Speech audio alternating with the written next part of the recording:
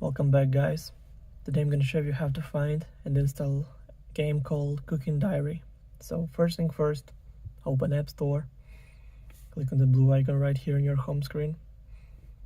Then make sure that you log in on your Apple ID account. Then click on the search button right here. And in the search bar, type in Cooking Diary and go search. Then scroll down a little bit until you find the game, so click on that, then click Get, then Install, then confirm installation through Face ID or Touch ID or using password from your Apple ID account. So now it's all done. The game is 612.5 megabytes. Also, all links will be in the description of this video. Hope you guys enjoy. Thank you for watching. Please like and subscribe for more. Bye.